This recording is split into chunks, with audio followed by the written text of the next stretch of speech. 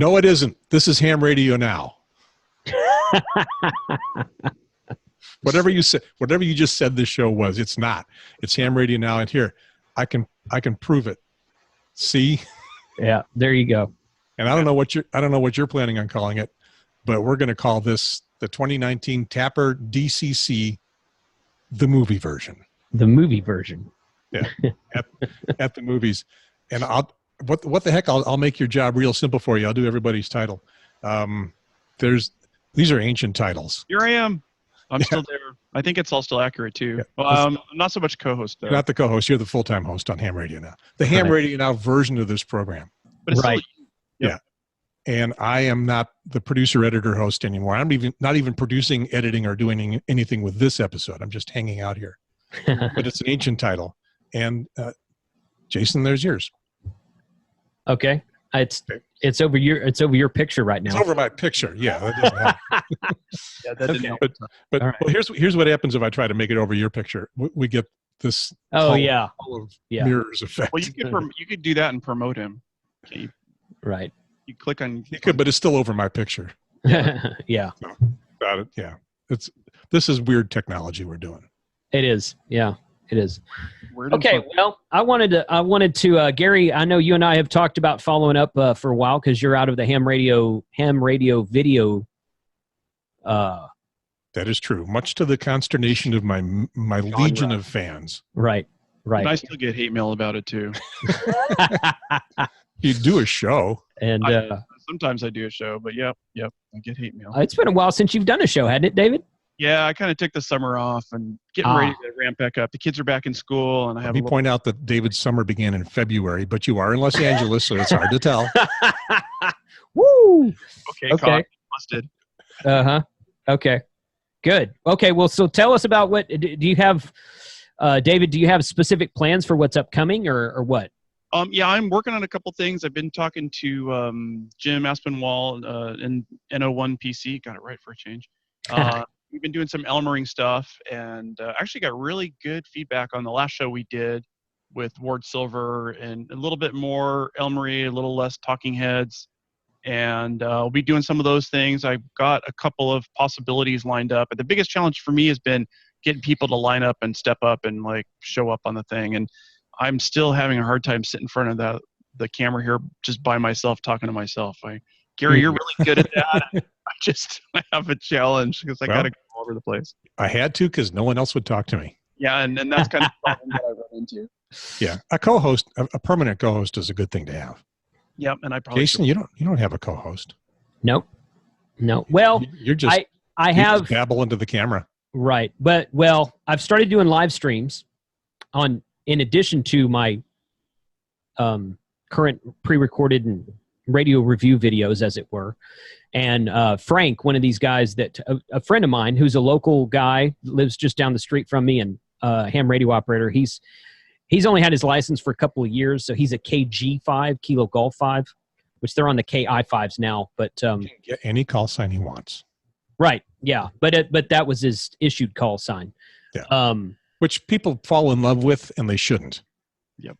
Yeah. I guess. My advice is when you get your first license, go get a vanity right away before you fall in love with that awkward, god-awful call sign the FCC sends you. Yeah, I have mixed emotions about that because then you get, now I don't mean this in a derogatory manner at all, but it's going to sound like I do. Then you get a bunch of guys who have W5 calls, or maybe in you guys W0 or W6 calls. So they all sound like they've been around for 40 years. Right. Yeah. 80 years. And then they're asking, they're on the repeaters asking how to program a Baofeng radio. And I'm like, you're a W5 call.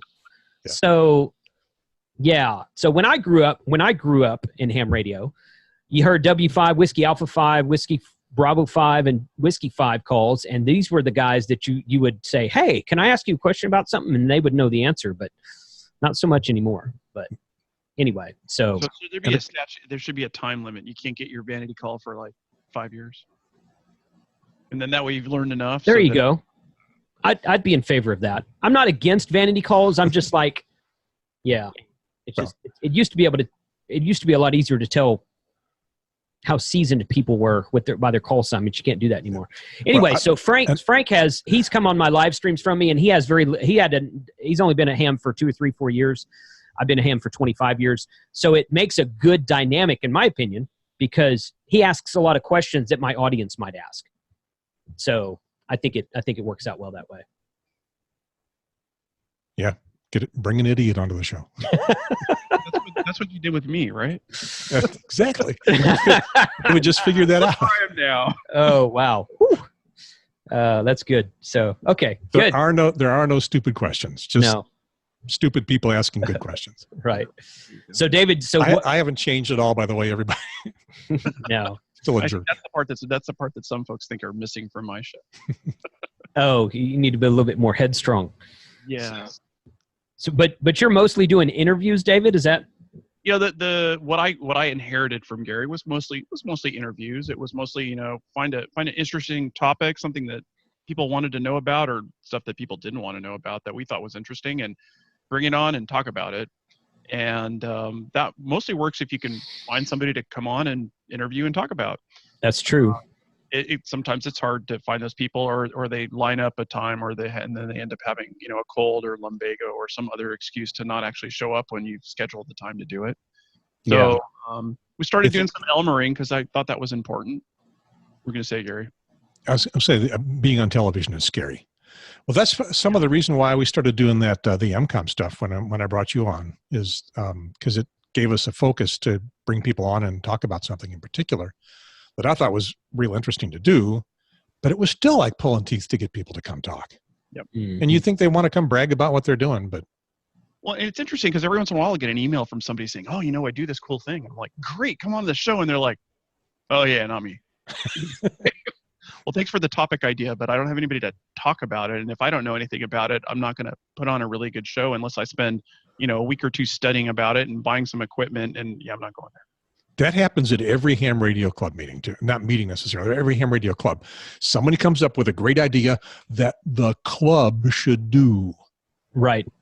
Yeah. Yeah, and for our group, it's right now it's Arden. We're like diving in, full bore into that. And so I did a couple shows that was towards the end of the last of the shows that I did, where there were some hilltops and some other interviews. And I think I'm going to bring some more back on around Arden. We're building out a whole infrastructure in Southern California, and it's really exciting and a lot of fun. But getting up to the hilltop or getting the time or getting people to sit down and talk about it that are a good interview can be challenging. Yeah. Okay, so you people out there, volunteer, get on the show. David needs you. Correct.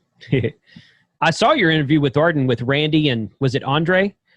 Orvin Paul. Orvin Paul? Oh no! Oh yeah, right. Randy, you did one with. This was a couple years ago, I think, maybe a year and a half ago.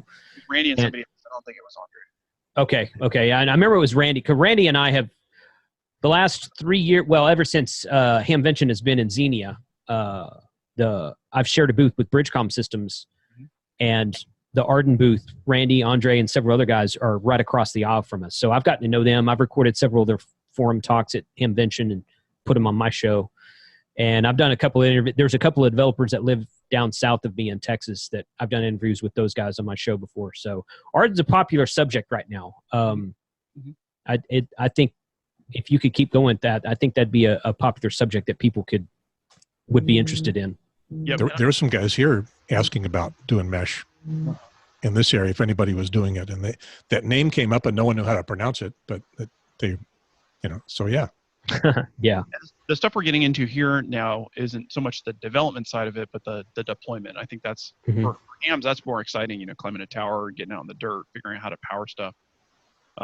So yeah, there'll be more on that once we get it up and going. And we're actually starting to raise some funds and add infrastructure. And every time I learn something new about it, I think it's cool. I'm like, oh yeah, come on the show and do that. And again, it's back to like getting somebody coordinated to be able to get on there. And Arden's not really on the internet per se, so it's hard to like pull it up in a show because it's not on the internet. And so you have to connect through, this separate internet of things, be able to bring it in and show it to somebody else. And some of the people I know have a connection in through it that we can pull up, and there'll be some of that soon. I've got that. So you must be too far from a node to be able to connect to it over the air. Unfortunately, I live in a canyon, and And if I was going to connect to the latest node, the one of the ones that we help fund, I think I'd have to have like a 200-foot tower on my, less than quarter acre of. So you need one on the mountain that's right behind you. Yeah, exactly. But that mountain goes through like 6 of my neighbors' backyards and front yards and 2 streets, and not gonna happen. I have a node here that runs a tunnel server. Yep, and I did that for a while. And I can pull that up as a screenshot on, I could pull up that node interface page as a video capture in fact, I did one of my live streams have a specific topic every other Sunday. We've been doing a live stream last couple months, and I've done a DMR Q&A a couple of times, and one of the times we did an Arden Q&A. So we got people on there to here's how I met, here's what it looks like, here's what it happens with it, etc. In fact, I think that one was probably the most watched while it was a live one. I think I had about 110 people watching at one point in time that day. So it's a pretty popular subject. But yeah, just get a mesh node there at your house where you can maybe tunnel into someone or have someone tunnel into you. Then you can kind of click through it that way. Yeah, it's going over the internet, so it's cheating, but at least you can demonstrate it and say, this is what it should look like if I had an RF link. Right. Absolutely. Absolutely. Yeah. Cool, man. Gary, I know you're, like I said, I thought you were doing an audio podcast when you first left HamRadioNow. And I know that it is an audio podcast, but it is also a YouTube TV show. Those things get hard to describe. Yeah. Yeah. Okay. It's the same as HamRadioNow was. It's released as an audio podcast. I guess I would prefer people listen to it as an audio podcast than watch it as video. Okay. But then I keep doing things like I did on HamRadioNow that have a lot of video components to them that don't translate very well to the audio audience.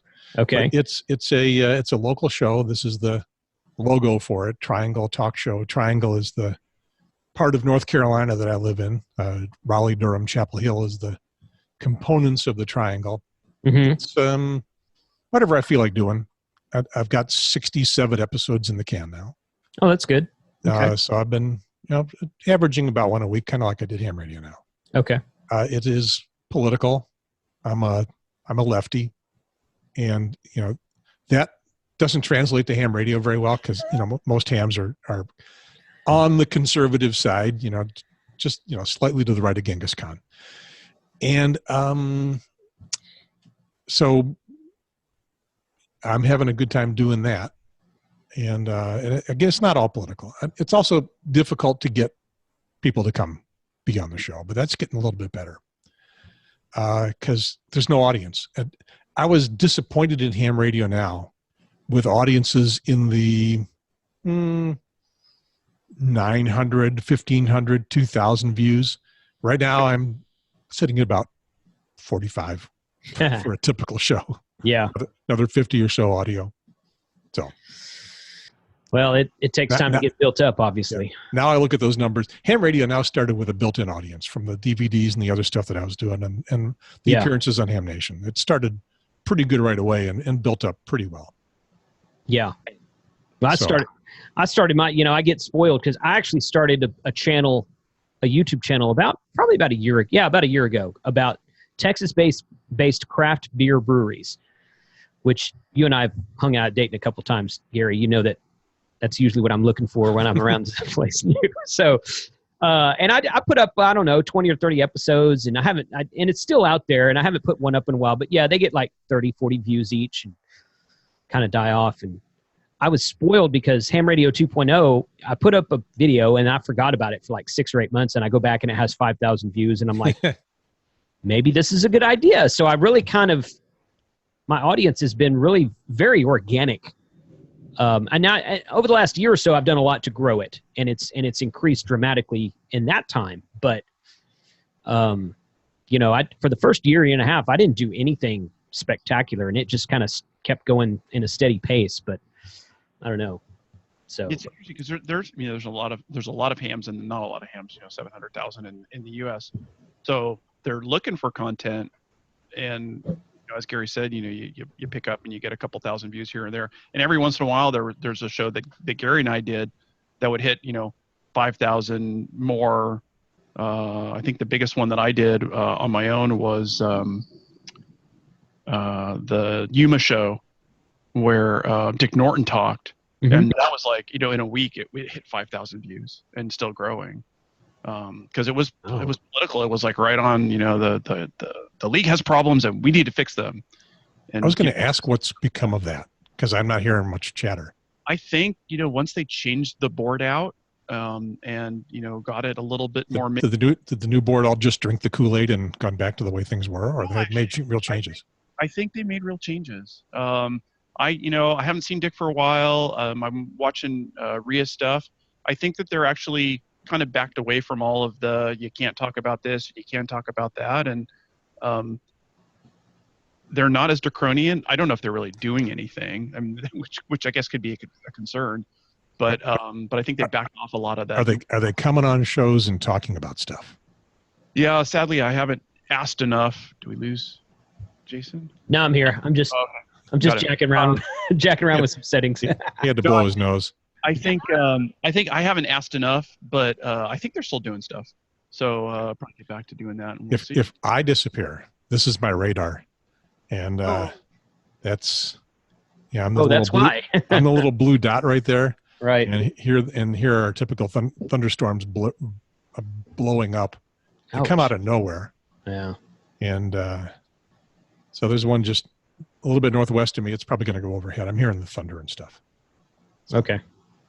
If I disappear in a puff of smoke. And if I disappear, it's because I'm going to melt. It's probably 85 degrees in here. Let's see what the temperature is. Yeah. Oh, no, only 82. He doesn't have air conditioning in the garage. Not in the garage. Oh, Someday. wow. Oh, well, it's 105 degrees in Texas right now, so you're not going to hear me playing a fiddle for you. So, but okay. So, in traditional fashion, and I had a link to this, but I don't remember what I set it up as. In traditional fashion, let me switch here. Yeah, we need to talk about what you're doing. The TAPR DCC is coming up. Yeah. Which is why I asked. I reached out to Gary because Gary recorded the TAPR DCC several 5, 6, 7 years in a row, something like that. Starting in 2008, so almost 10 years. 10 years in a row. Okay, yeah. And I took the reins last year, and it was in Albuquerque, and I very much enjoyed it. Had a blast. Met a lot of good people. That type of that genre inside of amateur radio is very much right down my alley. Weren't you amazed when you saw that first one? Oh yeah, it was great, and in fact, I got invites from 2 other places to come and record their events, and I haven't done anything. Well, the first one I couldn't do because I had a conflict last year, and the second one is upcoming, so we're still trying to work that out. But it was a good experience. Met a lot of good people, and I really much enjoyed it. So everybody wants you to come make video of their show. What they don't want to do is pay for it. Right? Yeah. So that's what we're here to talk about. Right. Yeah. Are they offering to sponsor you at all, or no? No. And I'll honestly have to tell you, I was so excited when Gary said, "Hey, Jason wants to do this. Is it cool with you?" I'm like, "Absolutely," because there's no way I'm going to be able to do it. Take off work and travel to here and do all the fun. Yeah, there just wasn't any way. Yeah. So you're running your Kickstarter now. Yes, I started a Kickstarter, and I did it for 60 days, which is how I did it last year also. And it took about 30 or 40 days, something like that. And then it finally started to, I got a little bit here and there. The first 30 days were kind of nil. So I got anyway, I set up a Kickstarter for 60 days again, and it's got 14 days left at the time of this recording. And it's only about halfway funded. In fact, it's just how much are you asking for? $2,200. It's the same. So you were giving them a bargain. My Kickstarters for doing the DCC were, the first one was like 8,000 or 10,000. Yeah. And then I could whittle it down a little bit, but the cheapest one I ever did was like 5,000. Yeah, I was thinking you did 4,000 to 5,000 for your last couple or something like that. Yeah, and one of them failed, but all the rest of them succeeded. Oh, okay. And Gary, you were trying to, in addition to covering your travel and lodging and whatever, you were trying to recoup some of your actual costs of doing the work. Yeah, because I had a job. I had a freelance job, and doing the DCC editing meant turning down freelance work. Right. So, Jason, it sounds like you're more trying to recover your costs from actually Basically, yeah. I mean, last year I put the link to the Kickstarter in the chat, Gary. Maybe you can pull up the page easier than I can because you're running through Wirecast. So yeah, last year I drove to Albuquerque, which was a 10-hour drive, one direction. So I took off an extra day. I took off Wednesday. I drove out there Wednesday. We set up Thursday, recorded Friday, Saturday, and half a day on Sunday. And then I drove back Sunday. I got home late Sunday night, like midnight Sunday night, something like that. And yeah, there it is right there. And then this year it's in Detroit, and it's too far it's like an 18, 19-hour drive to Detroit from where I'm at. So I decided to fly this year. So I've already bought my plane ticket, booked my hotel room. I won't pay for that till I get there, but they have some deal with Marriott where they're always in a Marriott, I think, because they were in a Marriott this year and last year. But yeah, basically just recoup costs of travel expenses, hotel expenses, and meals while you're there, and then the editing time, because it took me a lot longer to edit those last year than I anticipated. But yeah, I discovered that. Yeah, just like you've said before, Gary. But it works out to being about 20 shows. Yeah, and I was spending a full day, maybe a day and a half per show, something like that. Yeah. I'm going to take. People say, "Well, it's an hour, a 45-minute talk. Why does it take you a full day?"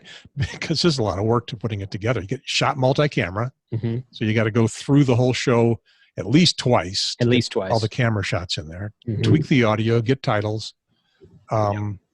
It's and that load everything into the computer, get the shots lined up. It is more work than you think. Back when I was doing 30-second commercials, people say, "Well, why does it take longer than 30 seconds to put together a 30-second commercial?" It took us 3 weeks. True. Yep. But yeah, I think I finally finished. I think there was 16 or 17 episodes from last year, and I did not put up the little, what they call them, the lightning talks. I recorded those, but I didn't put those up. I'll probably do that this year. But I've made a goal for myself this year. Once we get everything recorded for the DCC in that's September 20th or whatever that Saturday is, 21st maybe. I've made myself a goal to have all of them edited and posted by the end of 2019. Yeah, that's what I always tried to do, and I usually kind of trailed off into January, maybe even a little bit of February. Yeah, I think it was about April before I finally got the last couple episodes posted this year from last year. So, and I'll bet you learned a lot about how to do those things. Oh yeah. If you go back and look at the first ones that I did, boy, are they rough. Yeah, cameras bouncing all over the place. Yeah, I shot with like 1.5 cameras, and it just took forever to sort of make it look like I had multiple cameras. And then eventually I did, and smoothed out the techniques, and then expanded the time it took you to put it all together. Well, yeah, that too. Yeah. I guess the bottom line for me is the incredible value that you're bringing to the amateur radio community by sharing that content, right? Because how many people go to the convention? About 100-ish, 90, 100, 110, something like that. So, I mean, that's how many were there. That last year was my first year to ever attend. And Detroit this year is supposed to be, I think their headliner last year was the HamSci guys, and then their headliner this year is the Satnogs guys. As far as I know, I don't think that's changed. I think that's still accurate. So the Satnogs guys are given the I say headliner. That's their Saturday night talk. So I'm looking forward to that. I talked to the Satnog guy a little bit in at Dayton this year. So and he said he acted very excited about it. So, but it's I don't know. They've been to TAPR a couple times. And okay. So there's some Satnogs within the Ham Radio Now versions of the show. Okay. They were not there last year. I tell you what, the coolest thing last year was, in my opinion, was all the Raspberry Pi talks. There was the very first talk was done by Scotty. He's one of the guys who spearheads the DCC, and he's talking about he had researched like 30 or 40 different single board computers, and given us a breakdown of what were his top 10 single board computers, like their Arduino and the Raspberry Pi and all these other ones. And I'm like, man, that was cool. I mean, it obviously took him a lot of time to research all that and put it together and everything. And I'm like, man, that's pretty slick, because somebody who's interested in that sort of thing, that it would save them a lot of time to just watch the research he's done. So, but that was, single board computers are kind of interesting to me. So that was the most I got out of it, but there was a lot of other stuff also. It's a wide variety. Mm-hmm. Yes. And most of it, you've got to be pretty technical, and in many cases more technical than I am. But not everything. And I learned a lot every time I did it. Mm-hmm. Mm-hmm. For sure.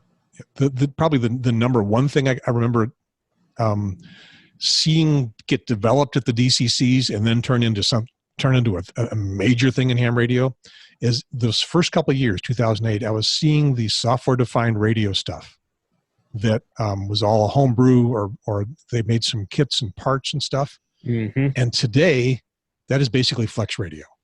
Yeah. Yep. And a lot of different flavors too, because you have boxes too, and all over the place. There's so many SDRs out there now. If you go search eBay someday and say SDR space HF.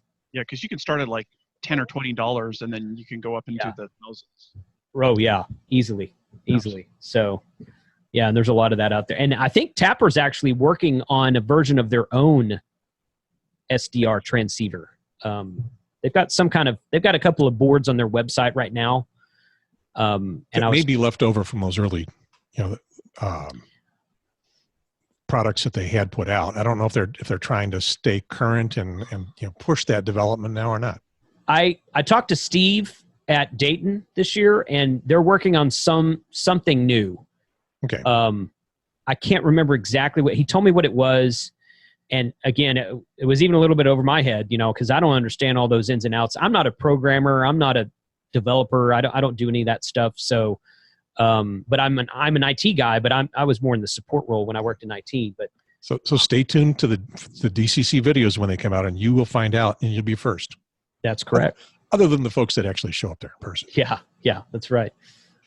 So anyway, that is that. So yeah, I would appreciate anybody who could pitch in and try to help me. Yeah, that's that number showing right there is 1,064.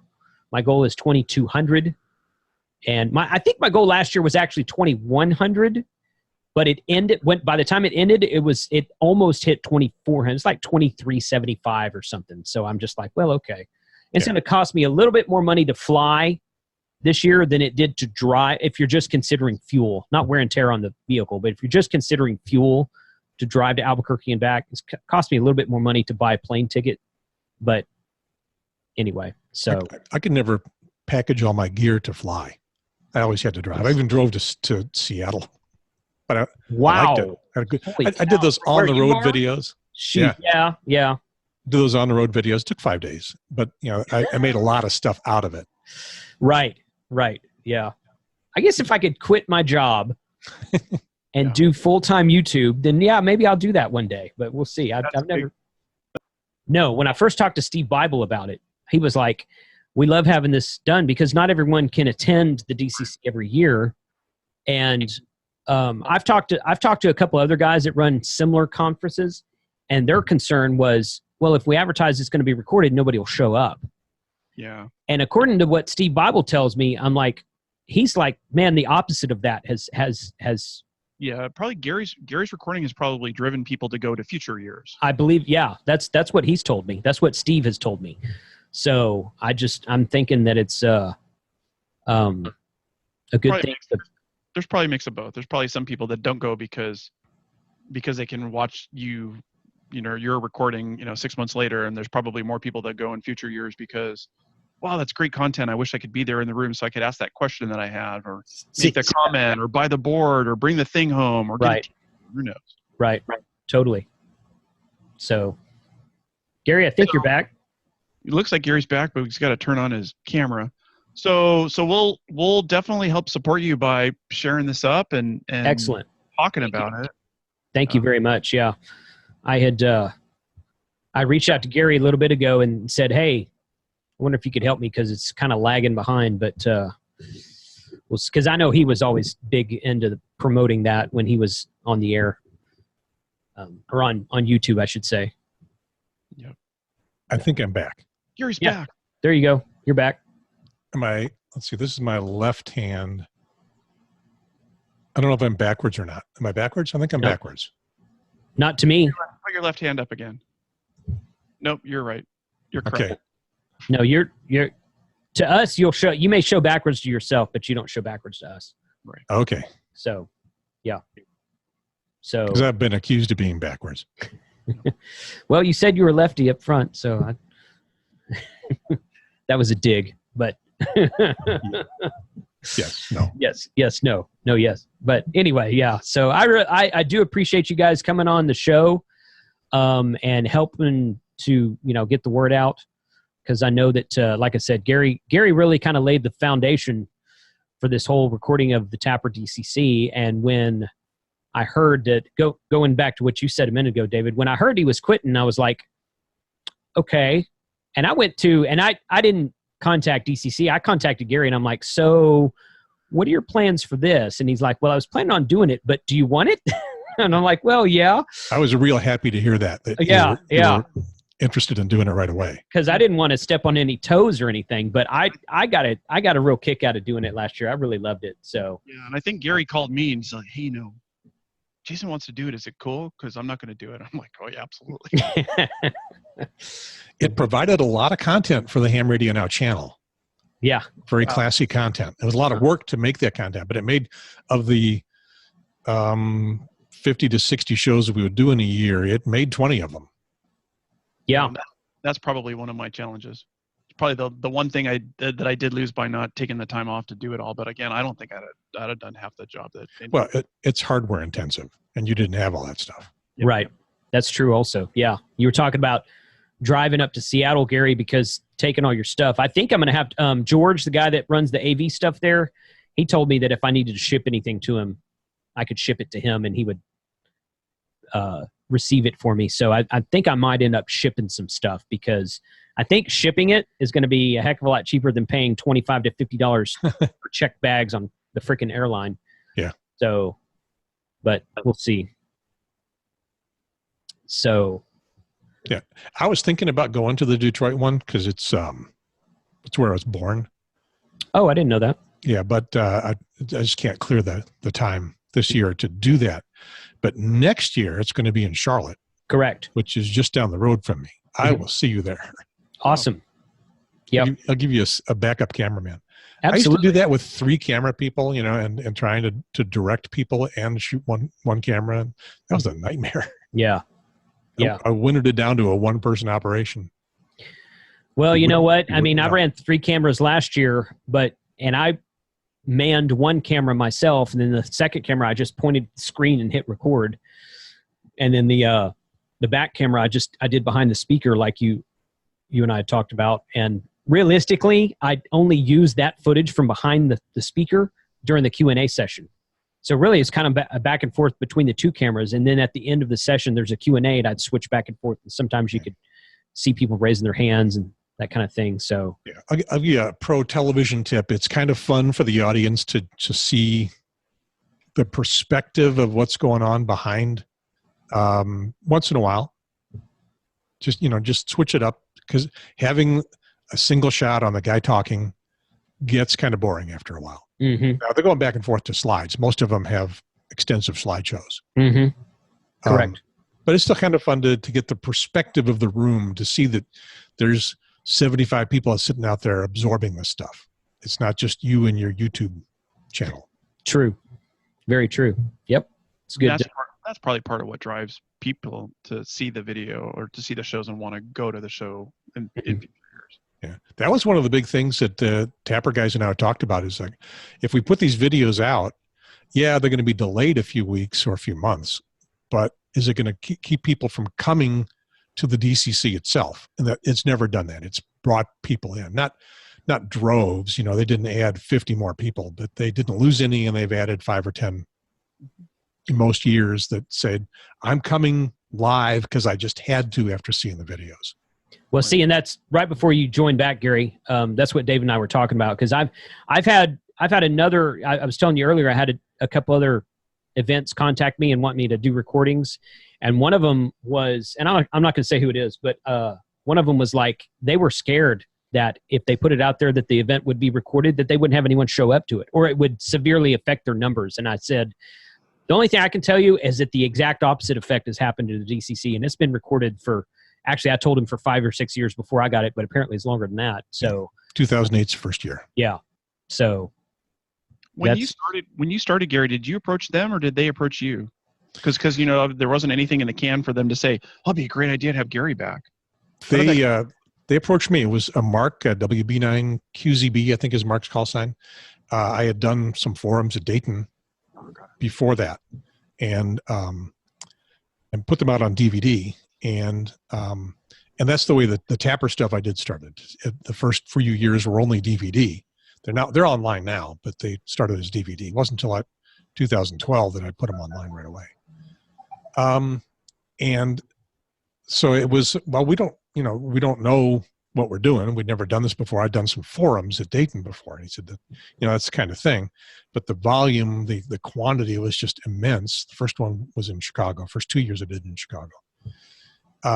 And it was just feeling my way through, figuring out how to do this. We talked about, well, do I pay you? Do you pay me? I gave them a figure. I said, I think for like $5,000, I would do it and just give it to you. And they didn't have the $5,000. So they said, well, how about you do it and you monetize it however you can, and we don't charge you for it. And that's the way it's pretty much been since then. And that's worked out pretty well. $5,000 would have been a bargain for them, for me at the time. But, everybody's happy. It didn't make me rich. Certainly didn't. I'd say if I got an average $6,000 from the Kickstarter, I kind of broke even. Yeah. I was working for minimum wage. Yeah. For the time I put in. True. But it's very ham radio-ish. Yeah. No one expects to make a whole lot of money out of ham radio. A few people do, but no one expects to. And there's somebody in the audience watching us now saying, "You're not allowed to make money from amateur radio." They're wrong. That's right. Yeah. I tell them, when people start railing about that on Facebook, I said, yeah, you're right. I think I agree with you. I'm going to call Elecraft tomorrow and tell them I want a free K4 because it's a ham radio and it should be free. Yeah, I'm on board with that idea. Yep. Come on. So anyway, all right, guys. Hey, I wanted to keep it short. And Gary, you had some toys. Yeah, I was going to show you a couple of people because people are going to be wondering, did I leave ham radio entirely? And I have not. I'm spending more time doing the public service events that I had kind of bailed out of in the past because I'm too busy with the Ham Radio Now stuff. So I'm back to doing stuff like that. I'm getting back into scanning. I've got things from two ends of the economic spectrum. This is a new Bearcat scanner. I've finally gone to the Bearcat side. I was on the GRE Radio Shack side for a long time. I've finally gone to the Bearcat side. And this is their relatively new. It's the Model 100. I can't remember the model name. Does it say on here? It doesn't say what the model is. Oh yeah, SDS 100. So they got a mobile version and they got the handheld version. It is $650. And you can get options to be able to receive DMR. It'll do P25 and analog out of the box. You can pay for an option to do DMR, NXDN, and Pro Voice. I don't know anything about Pro Voice, just different versions, I guess. So I put the DMR option in because there's some DMR professional, business stuff around here and a lot of ham radio stuff. So I put that in. So that boosted it up to the mid 700s or so. And I've never paid that much for a handy talkie. No, it was a bite, but does a lot. It's pretty cool. It took me a full week of playing for several hours a day to even get mildly conversant to what it does. And I don't know everything inside this thing to begin with. But I'm slowly getting there. An interesting thing is when you turn it on, it doesn't come on right away. It takes a while to boot itself up and to load the database. an interesting thing that happened, and it's not new. You know, Bearcat started this with our home patrol probably 5 or 6 years ago. You used to buy a scanner and it came empty, and you filled it up. In the very old days when I first got started, you filled it up with crystals. Right. Then the programmable one started, and you just banged on the keyboard for a while until you put in the channels you want. Then databases, radio reference is the big database. And then Home Patrol came along and said, well, that makes things too hard for people. So what this does, and with most of the Bearcat scanners and the GRE and Whistler, I guess is what they call themselves now, they're doing the same thing. You get the whole database inside the radio. This radio has got the database for every radio system in the country, updated once a week if you want. And then what you do is you start telling what you don't want to hear, as opposed to filling in the stuff that you do. So I'm having a good time with it, and still got a lot to learn about how it works. And I'm using the software they give you with it, but there's better aftermarket software. I'll sooner or later get into that. On the other side of the economic spectrum is this radio that I came across from a company called ArcShell, and there's a couple other brand names. It's kind of like Bofeng and a few of the others that have the same radio. They brand it differently. This is a 16-channel UHF 3-watt transceiver. It comes programmed on all illegal channels across the business band. And it is, if you buy it in quantities of maybe 4 or 5, it works up to about $12. Wow. 3-watt, 16-channel, no display or anything, just channel knob, 16 channels, but about $12. I've used this with a group that I volunteer with that communications is important for what they do, but none of them are hams. So I reprogrammed it for channels that are more appropriate for what it uses, and got business license, and so it's it's legal, and it's Part 90 certified. You could put it on FRS or GMRS. It's not Part 95 certified, so it actually isn't legal for those. It would be sort of almost legal for GMRS because it's the right power, and you can take the antenna off. You can't do any of that with FRS radios. But program it for itinerant channels or things that make it legal, and get a license, and $12. The thing it comes with, and there's 3 models out there. There's the AR5, AR6, and AR7. The AR7 is the newest one. The bunch I got at first were AR5s. It comes with a little headset. Goes around behind your ear, plugs in. This is compatible with Kenwoods, with TYT, with Bofengs. The only thing it's not compatible with is ICOM. ICOM does things differently. And you can buy these by themselves for a couple of bucks a piece. I think you can get 5 of them for $15, or $1 a piece on Amazon. And they work pretty well. The microphone and push to talk is in this little bud thing. Here, you can see it better. There's no holes in it, so it's a little bit muddy, but it's waterproof. So your transmit audio is a little bit on the muddy side, but the receive audio is pretty good. And I've used it on public service events, and we use them in this group that uses these radios, and we can understand each other pretty well.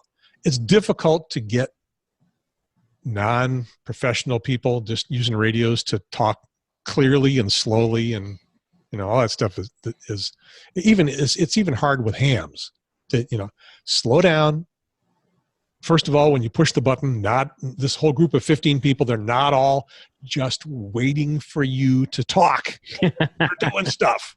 So you just blurt something out and you expect everyone is now suddenly focused intently on what you got to say, that you're saying too fast to an earpiece that is not the greatest. So it takes a while to get people to do that. I'm working on the training, but having a good time with it. Anyway, so it is branded ArcShell, ARCSHELL. Look for the one that is branded AR7. It's a better headset. The AR5 version comes with a mic that sounds better, but an earphone that is terrible. So I'll go with the mic that is not quite so good and the earphone that is clear. And, and as a combination, it works pretty well. So that is my recommendation. This is your bailiwick, Jason. So yeah, treading on your toes. That was almost an unboxing show. Almost. Yeah. Listen to what it does when you turn it on. Turn on the radio. 1, Nice. 2, 3, 2, 1. I turn it off. It does not say you turned off the radio. No, it It wouldn't. doesn't do that. And there's a light on it. Turn on the radio. 1. I think. There we go. It's a flashlight. Oh yeah, a lot of them have that nowadays. The Bofungs do. Yeah. ICOM, Kenwood, Yaesu. They don't know. They don't know from flashlight. No, they don't do flashlights there, but I've got a couple other brands of Chinese radios that have flashlights on them now too. So, well, cool. Hey guys, once again, I really appreciate y'all both being willing to take some time out of the day in the middle of the day like this and help me out here. David, I might get with you. A couple of us YouTubers got together a couple of weeks ago and we did a collaboration video. There were about 6 of us on there, and I did it over Zoom. I recorded it. I'm going to put it out there. It's probably going to post next week sometime. And I kind of thought it was my idea to do it. These are guys I hung out with at Dayton this year, or most of them were. And it was my idea to do it. And I thought, well, I'll get them to do it, see if they're willing. And everybody got on the call and everybody was like, oh, so when are we doing this again? Kind of surprised me. I kind of thought they'd be like, yeah, this is fun, I guess, but not really interested in doing it. So we're talking about doing it on kind of almost like an every other month thing, something like that. But it'd be absolutely invite me. I know Gary and I did this. We did it once with 4 or 5 guys, and then we had Marty's on a kind of a rotation. So yeah, it sounds like a great concept. Yeah. Get me on the air a little bit more. Yeah. Yeah. David, for sure. David says as soon as it cools down in Los Angeles and his garage is in 85 degrees. Yeah, I gotta steal the fan out of my son's room. There I you gotta log off, guys. But thank you so much for inviting me, and thanks, Jason, so much for covering the TAPR stuff. It's definitely worthwhile and something I couldn't handle. Absolutely. Yeah. Thanks for the support. And so help Jason out on the Kickstarter and quit yelling at David that I'm not on Ham Radio Now because he's doing great shows. And I will come back one day just to have fun with you guys once in a while. Super. Right. Good. Does everybody remember how we end shows? Yeah, I've got it focused on you right now, Gary. Go for it. Over. And out. Perfect. Thank you, guys. Thanks a lot. Thanks to both of you. I got to bail. See ya. Yeah, me too. Thanks. All right, bye-bye.